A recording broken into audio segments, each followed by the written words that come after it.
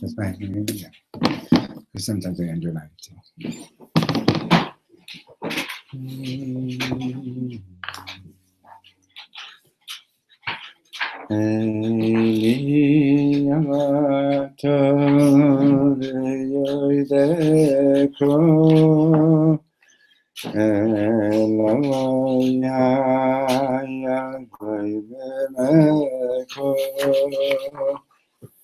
Keili amato veyoideko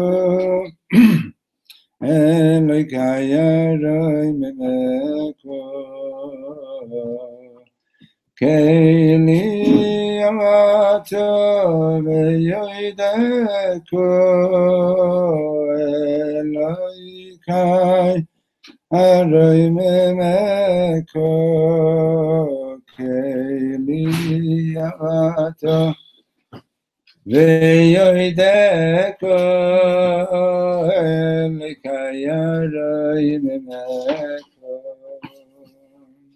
Great. Okay, so we're on page 118, right? Okay.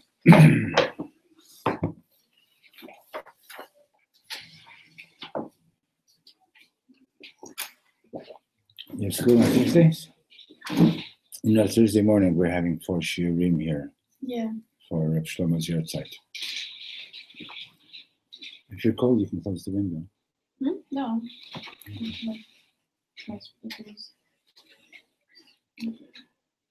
Okay.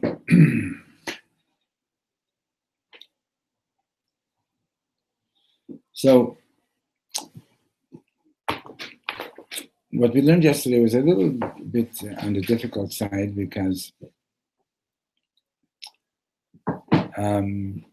we're more familiar with, in day-to-day life, we're always familiar with a transactional type of relationship, right? In other words, what I mean is, I do this, and for that I get such and such. I do that, I get that, right? It's like we always relate to each other, in a very, very business type of way.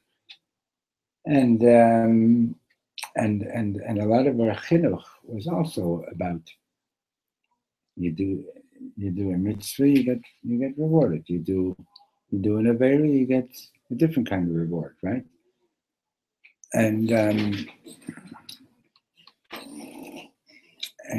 I would say, although I didn't do any research that I could back it up with or anything like that, but a lot of the kids who go and get a Jewish education, even in some of the Orthodox schools, a lot of the ones that end up sort of like leaving is because they never got to experience the Yiddishkeit in something that that really touches, that you really feel is touching your kishkis, right? Why is everybody shaking their head? Right? It's a little bit too obvious, right? And basically, that's what, believe it or not, the whole thing about the teachings of the Baal Shem Tov and Chassidus is all about, for people to learn to realize that we have an innate, deep connection with Hashem, which we experienced as children, believe it or not, until we started going to school. But ask a little kid, would you like to do a mitzvah? At a certain point, they don't need a candy to do the mitzvah. It's when we start saying, oh, do a mitzvah and I'll give you a candy, that's when it starts becoming transactional, And it's a real debate. I remember when I first started teaching, it was a grade 5 class, and I said to the kids, you know what? We're going to learn. Forget about marks. What would you say? The majority of the kids were pleased with that, or the majority were not pleased with that. Grade 5. Please. Please. You're not in the majority. The majority of the kids were already so, it was already so ingrained in them that you do schoolwork to get marks. If you took the marks away, what's the point? What's the point?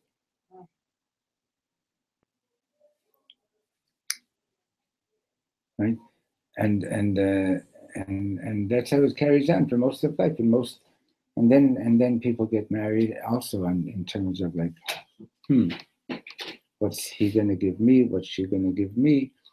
Is there a nothing? Is there this? Is there that? Like I overheard when on one of my trips I was davening Shachris in a shul in Muncie, and I overheard two fathers talking, and one of them had just the night before been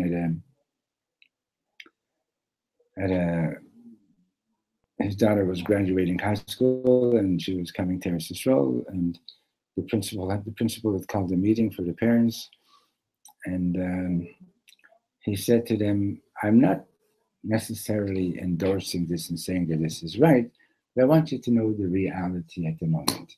If you want to do a shidduch for your daughter with a guy that's going to sit and learn for a couple of years, so expect that you're going to have to put up so much and so much money. If you want to do a shidduch with a guy that's really like among the better guys, it's going to be 5 years of kovel. If you want to do like with the top guys, it's an apartment and a car,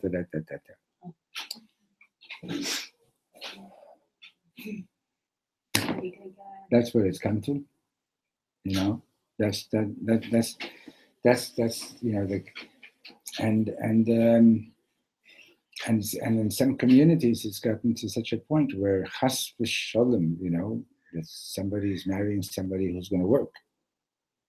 It's like, are you a failure of some kind? Like you're marrying somebody who's working. My father was a big Talmud Chacham. He worked. My grandfather was a big Talmud Chacham. He worked. So is there some kind of a veira, some kind of sin in working? It's crazy.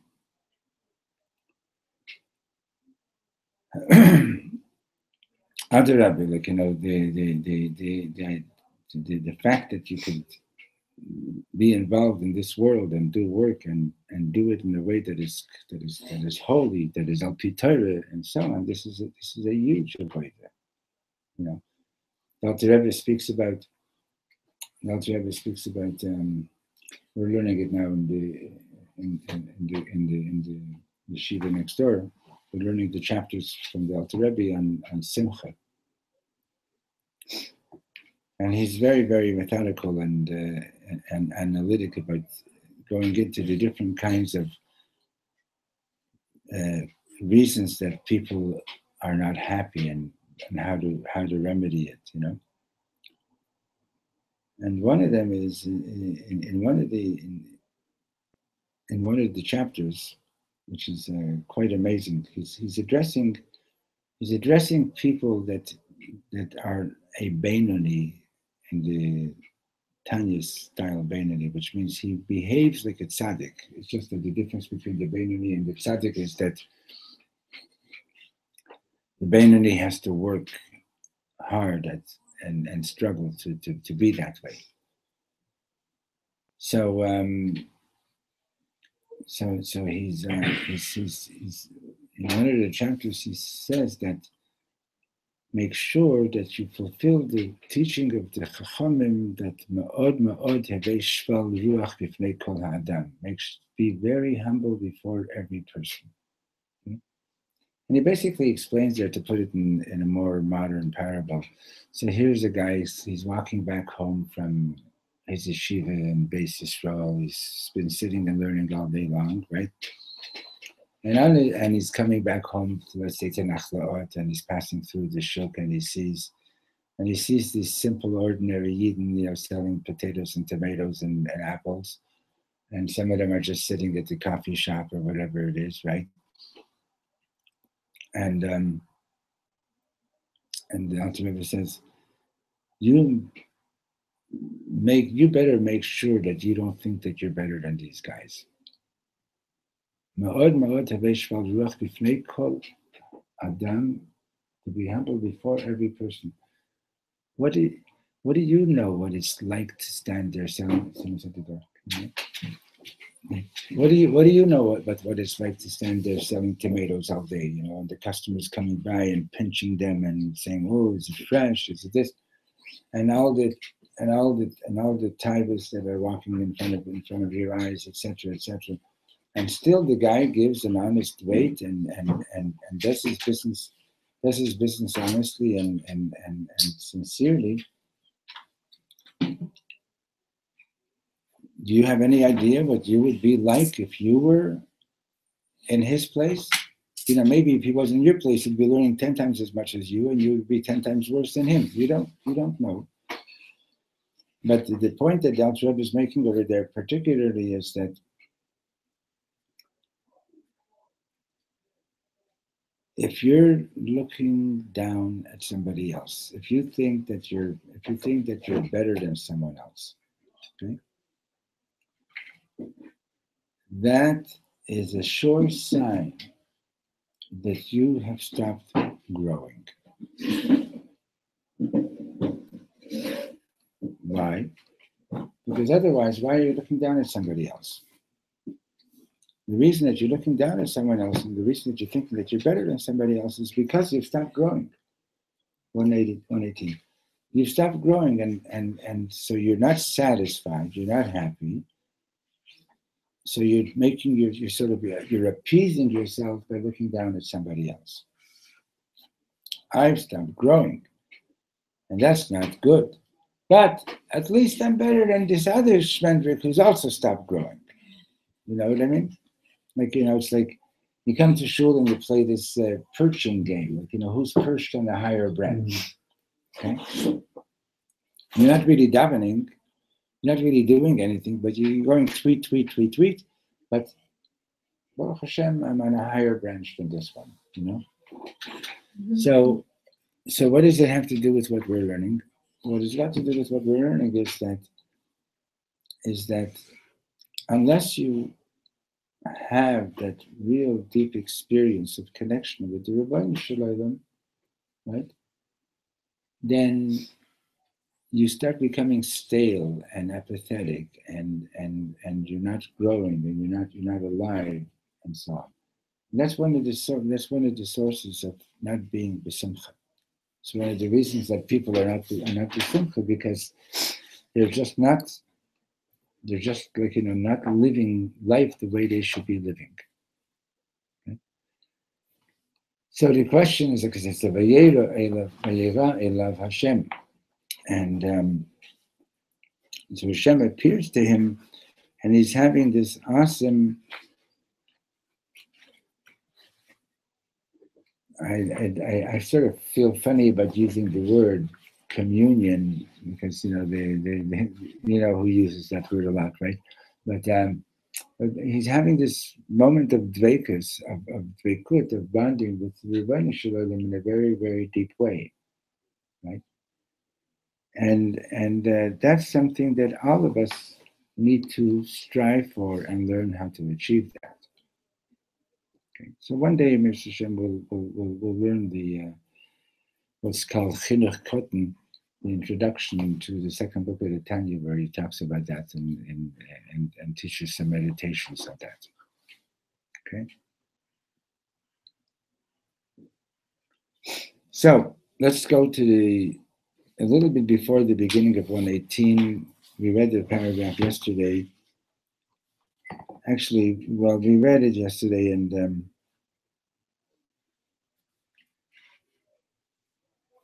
I want to read it again.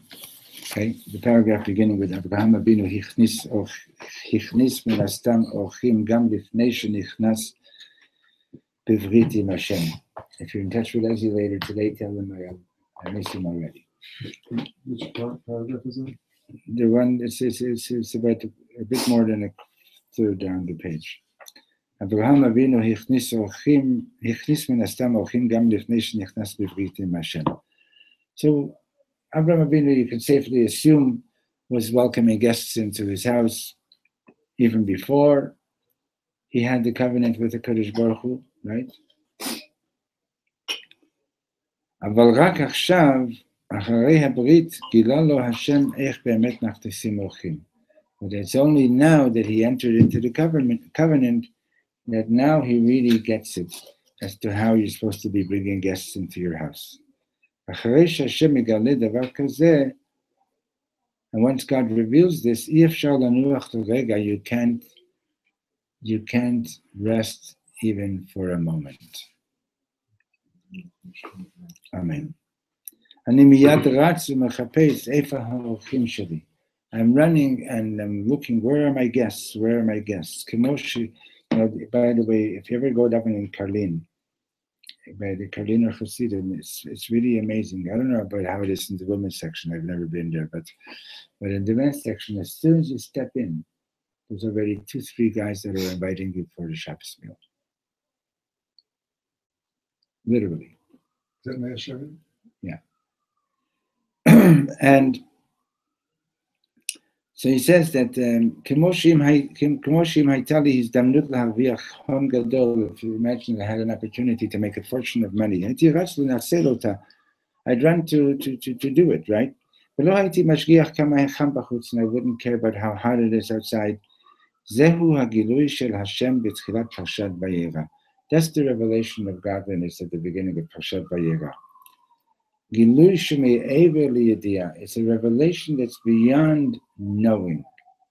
עמוק יותר מן הידיעה, much deeper than knowing. בחינת תורה שבעל פה is the aspect of תורה שבעל פה. Somebody at the door? Please check, yeah. Now this paragraph is awesome, okay? I think we mentioned yesterday, we raised the question, we know Moshe, Shalom Aleichem, Schwachste, können wir lernen, das ist weg.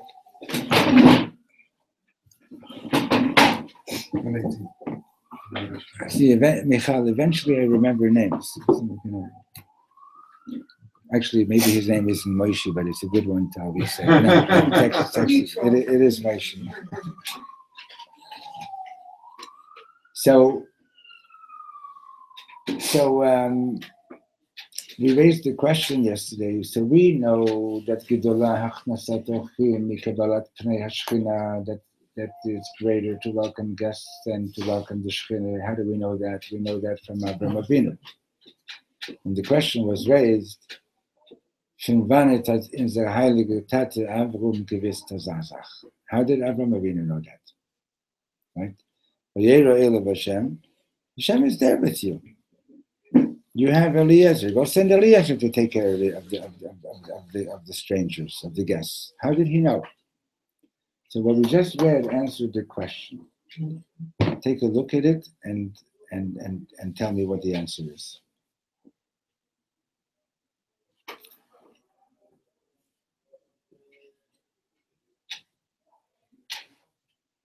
We're on page 118, Moshe, the paragraph, the fourth paragraph that began, Avraham Avinu Hichnis Min Hashem.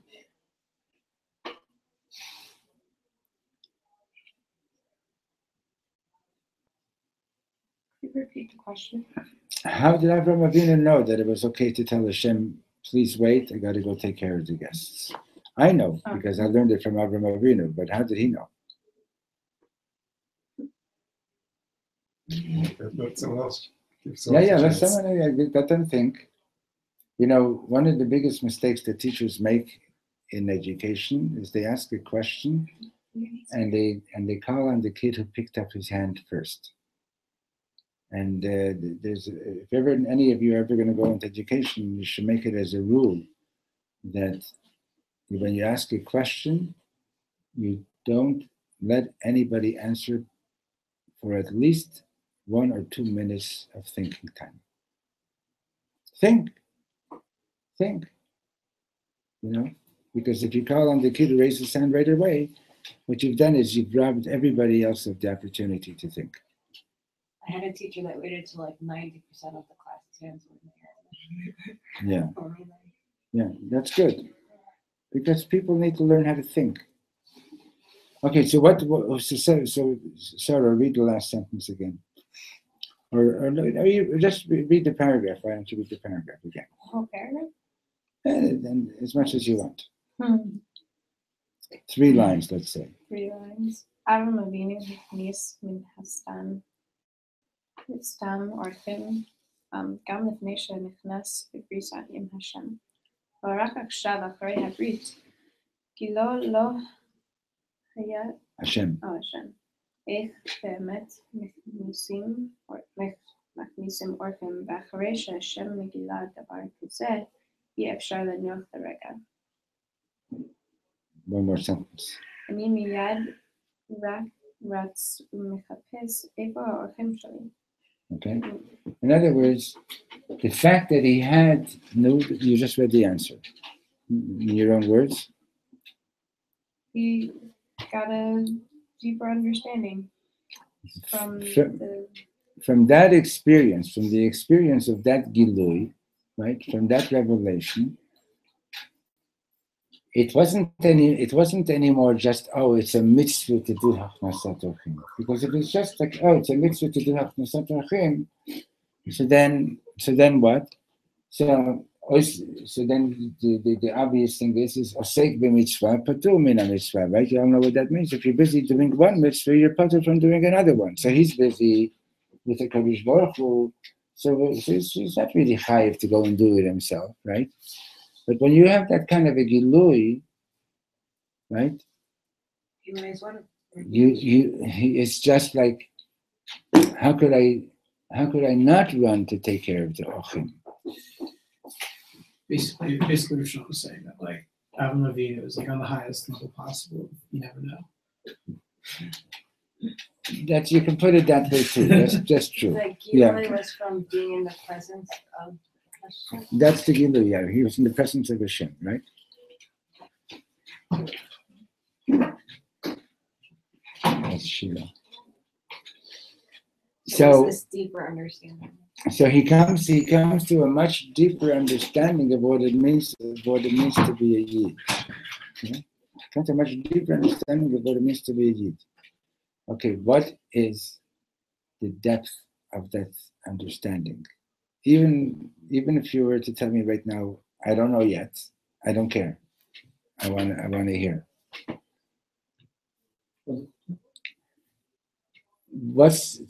Can you possibly, I mean, maybe it's beyond words, but can you possibly tell us about your deepest moment that you ever had with the Kadosh Baruch Hu? Deepest moment? Yeah. Mm-hmm. Call it up, and I'm sure you've had.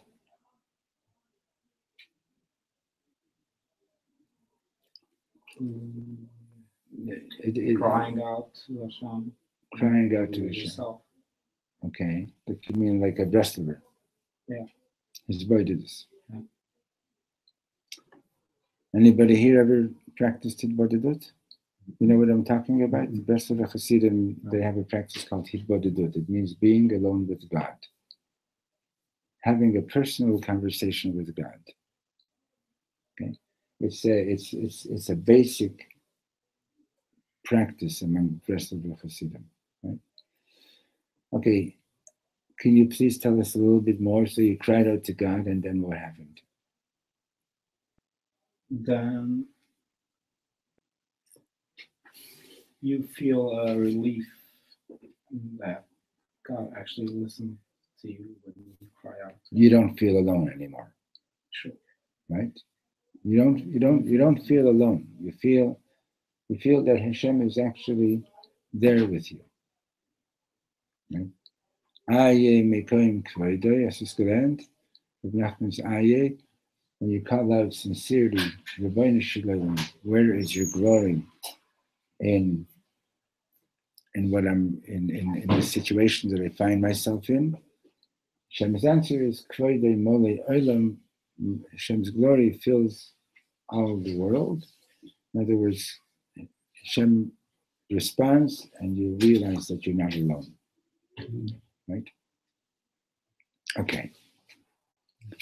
Let's go a little bit further.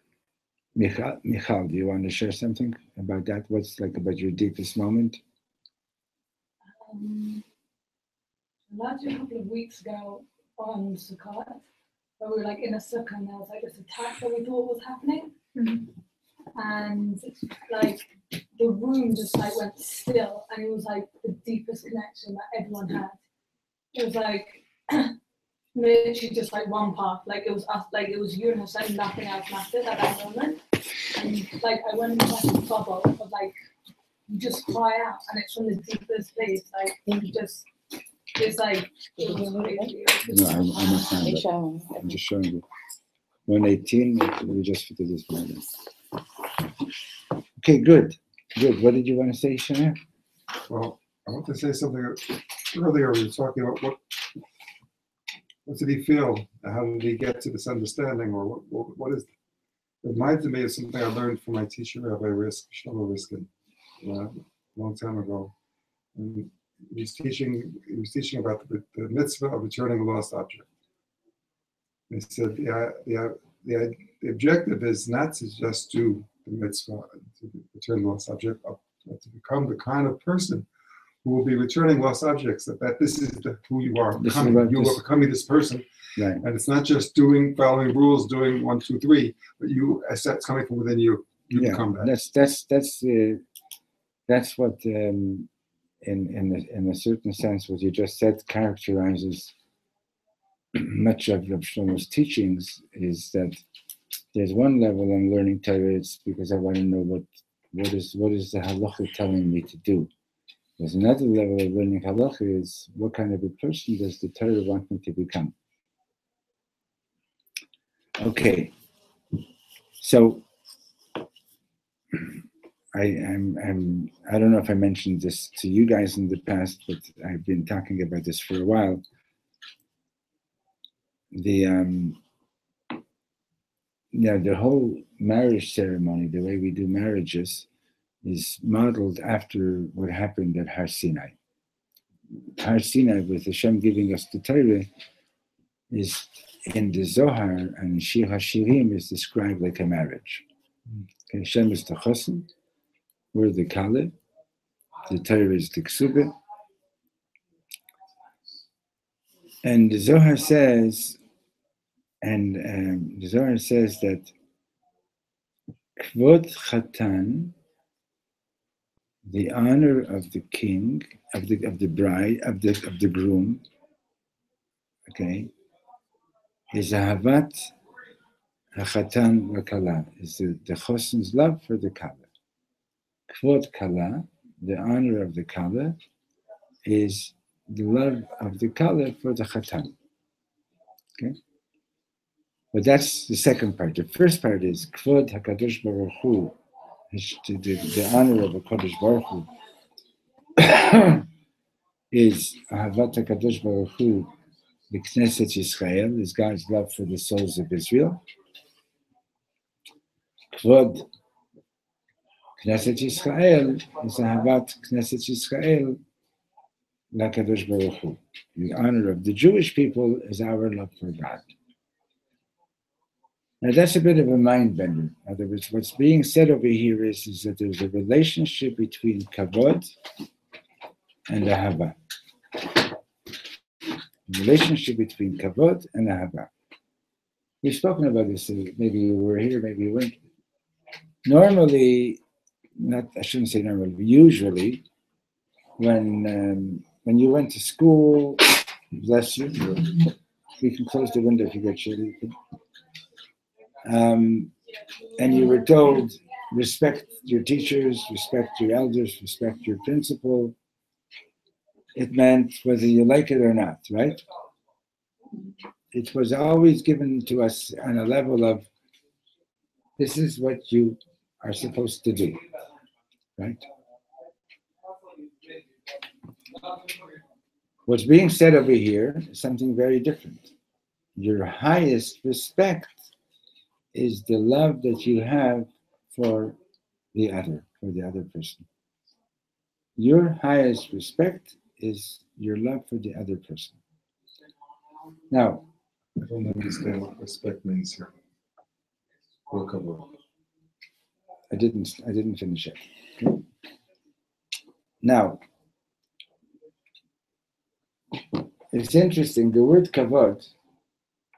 How did it translate it in that country where they speak English? Honor. That country. Honor, yeah.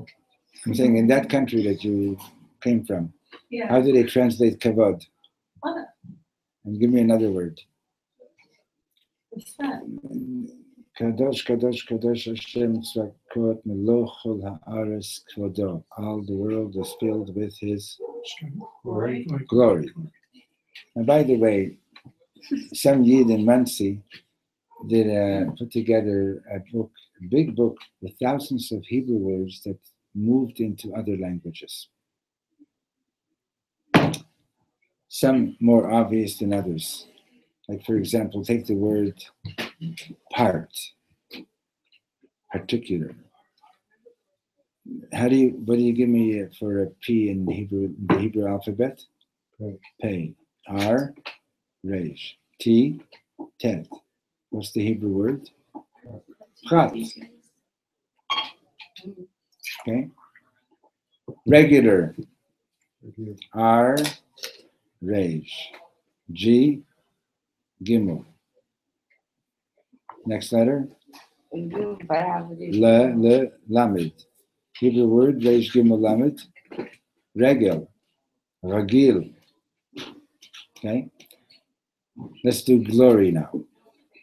G. Call out the letters, please. Gimel. L. Lamed. O. Aleph. Aleph with a dot on top, right? R. Reish. E. Yud. What do you get? Gal Ori. A wave of my light. Oh. Okay. So you have, here's another one. A-U-R-A. What's the Hebrew for that? Ora, right? Okay. So now everybody has an aura, right? People walk in and out of your aura, so to speak, right? Okay. When somebody is in your aura, in your field, if you want to use a different word, okay? And they feel special in your presence, they feel elevated in your presence, they will naturally fill in the blank. What are we talking about? Respect, right? They will naturally respect you. Right? Your highest honor is that people feel special in your presence. That's your highest honor. Okay? And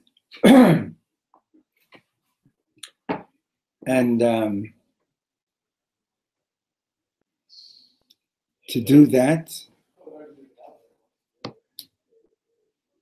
you can only achieve that if you love them.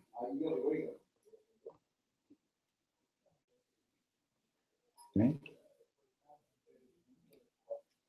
Kvod HaKadosh Baruch Hu, God's kavod is His love for Knesset Yisrael. Our kavod is our love for Hashem. His love. Wait. For Knesset, His love. His love for Knesset Yisrael is His love for Knesset Yisrael. No, His honor is His love for us, and our honor is our love for Him. Okay? Your biggest, what Hashem does for every one of us is that Hashem makes you feel special. Hashem makes you feel that you're not alone. That is an act of love. So if you don't feel that, does that mean Hashem, you're blocking out? No. I want to hear it, but just give me another minute, okay? By the way, yes. Okay, but just hold on. Okay. His, in other words, and your greatest honor is that you can do for another person the same thing that Hashem does for you. The same way that, in other words, it's your greatest honor as a human being that you can make somebody else feel special also. That you can make somebody feel that they're not alone. That they're not alone. Okay? Now,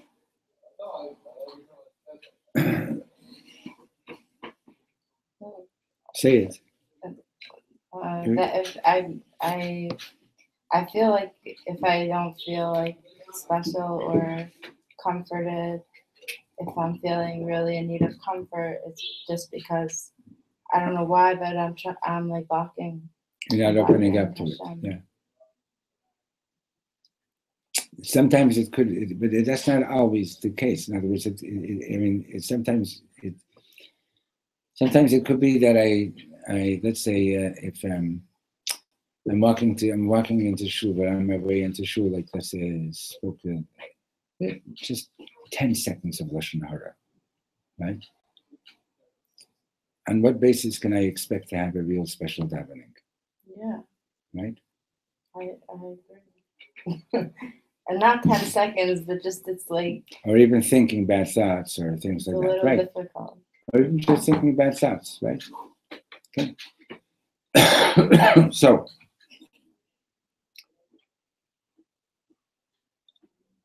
now this world that we live in the Zohar's language, is called Alma de Pruda. It's the world of separation. It's also known as Alma de Shikra, the world of lies. Why it's called Alma de Shikra is that's obvious. It's in this world that you can intellectually know that there's a God, and you can, if you want to deny that there's a God, you can live as if there isn't. Understand? People say one thing and they don't mean it, right? You know, like, hi, how are you? Oh, please don't tell me. Okay. As they're walking away. Hi, how are you? Hi, how are you? I really don't. Oh, I'm so glad you asked me. Do you have 5 minutes? I've been dying for someone to ask me how I am. I want to share how I am. Right? So it's all about the shikha, right? Okay. And, I love that suit that you're wearing. How come he got it and I didn't get it? whatever it is, right? Okay. Now, the fact is that the neshama coming down into this world is, to begin with, an experience of separation. Right? The neshama is up in Shemayim, even higher than that, right? And we don't even have any idea of like what kind of bliss and unity it's experiencing, right? But it's something beyond what we normally know. And then the neshama is told, guess what? You're going down to this world. And then it spends a number of months in his mother's womb, right? And then it gets born, which is another separation, right? And it comes into this world of separation and competition, and everybody's out for themselves, right? Getting married is, back in the old days, they would spend 7 days, Chos and Kala would spend 7 days in a tent or in an apartment, and the Shoshvinim, their friends, would bring them food, play music, whatever it is, but the Chos and Kala stayed for 7 days together. We ain't going shopping during those 7 days. We're not going anywhere, no distractions, right? Anybody here ever thought about being 7 days in a room or in a with one person alone? No. Can you imagine it? Yeah, sure. Well, you thought about it. No, I'm married. You 7 days you don't go out. Wonderful. Have you done it? I don't think we did full 7. Okay. But we've done numbers. Baruch Hashem, you're pretty amazing. Okay? We have an amazing marriage. Baruch Hashem. Okay. Now, how do you do that? Now, so basically, what the marriage is really all about is first of all, so like, and don't forget, these people didn't. You knew each other for a long time before. A lot of these people, they get married, like in Borough Park, the guy comes home and tells his son, Mazel Tov, you're a chosn. And he says, to whom? And he gives him a smack. He says, Shaygis, it's not your business. You don't have to know. You'll find out. Okay. Anyway, the vijfste of the last. Okay. Right. Anyway, so I don't know how well they know each other. Okay. And now they're getting to know each other for 7 days, and she's looking at him and they told me that he's like a big Talmud Chacham. They told me that she's like really special and big Balas Midas. And they're discovering that not everything is so the way they were told, right? So how are they going to survive that?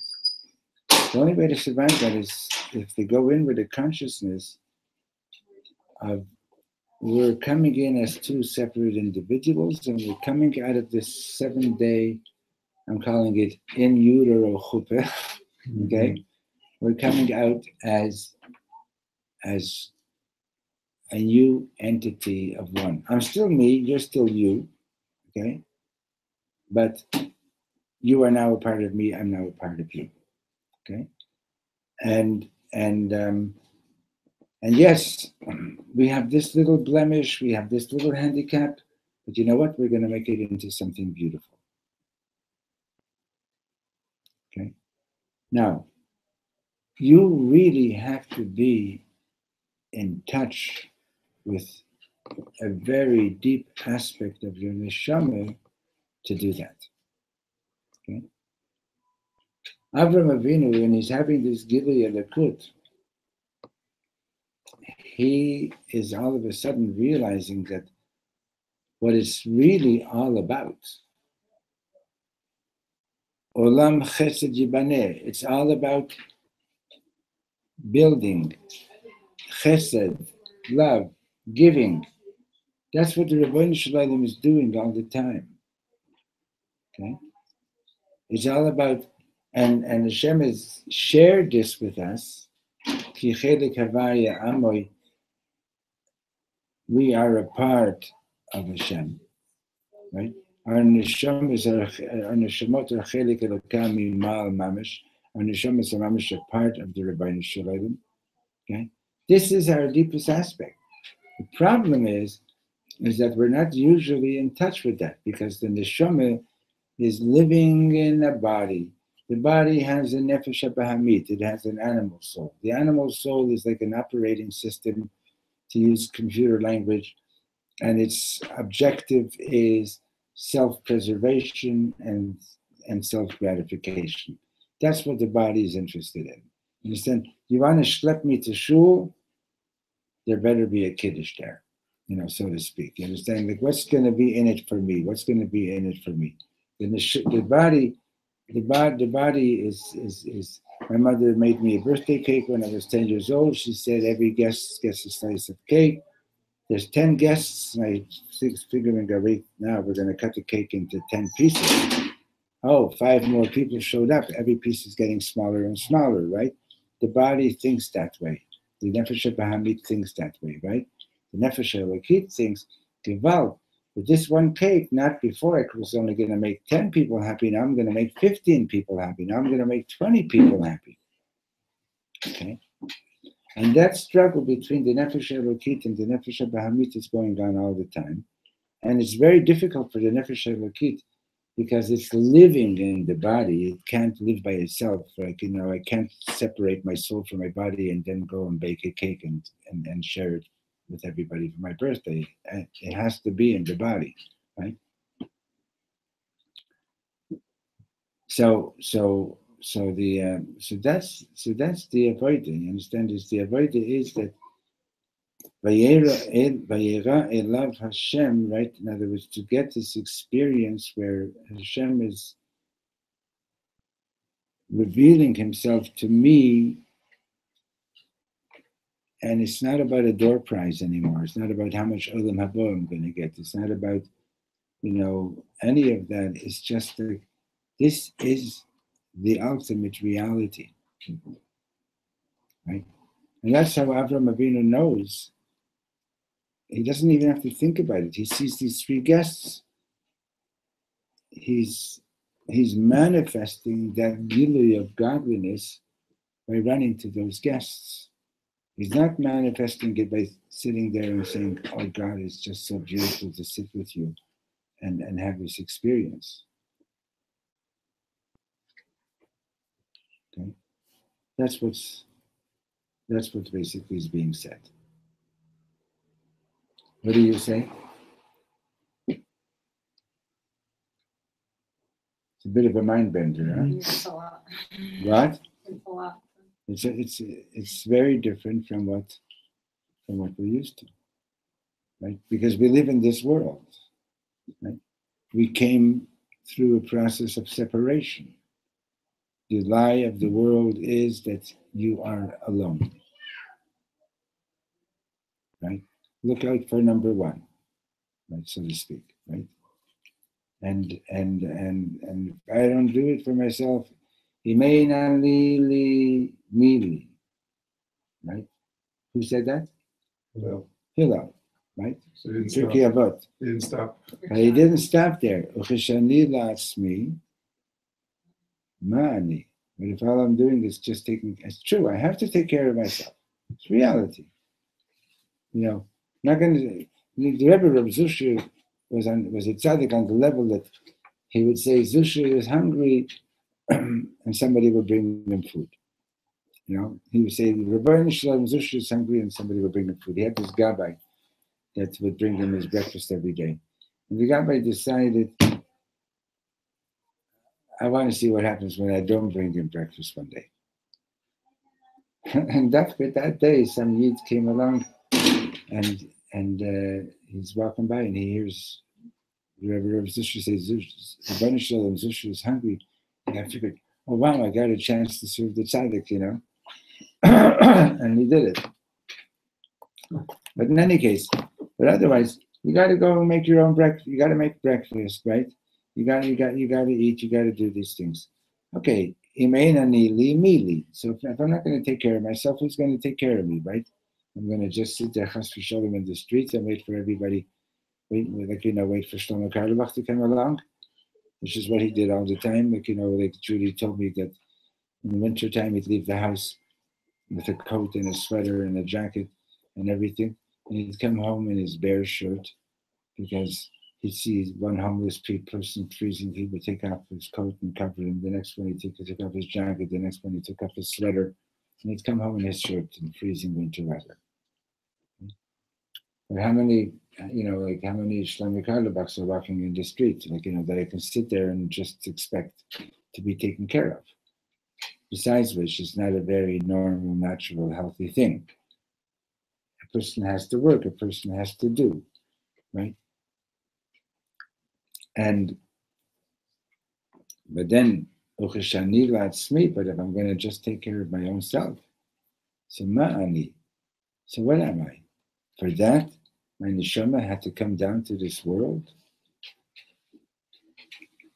right? For that, my neshama had to come down to this world, so I should be able to go, there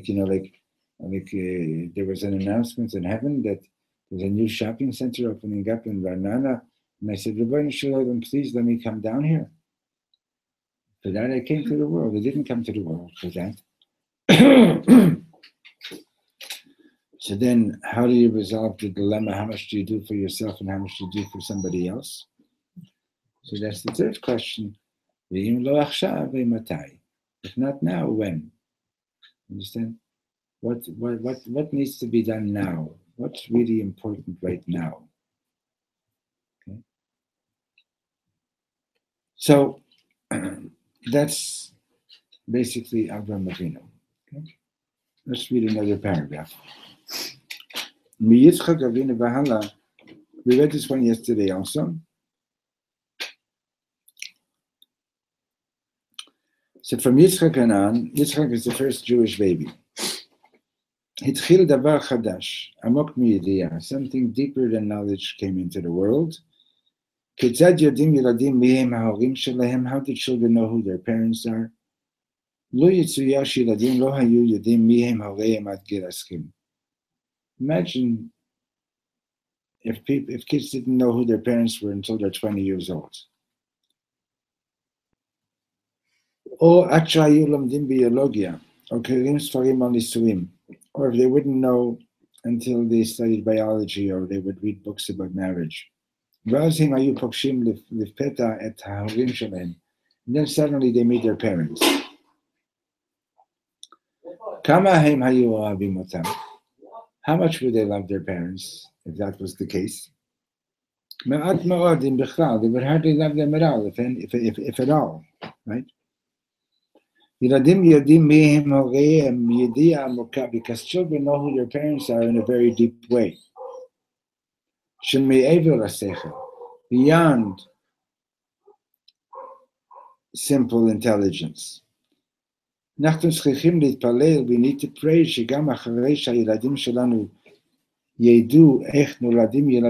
need to pray that even after our children find out how children are actually born biologically, that this deep knowledge of who their parents are should not be affected by that bit of information. Now, one usual thing is most kids believe that their parents are the best parents. Did you ever sit and think, oh, I wish I had my friend's parents for my parents, or right?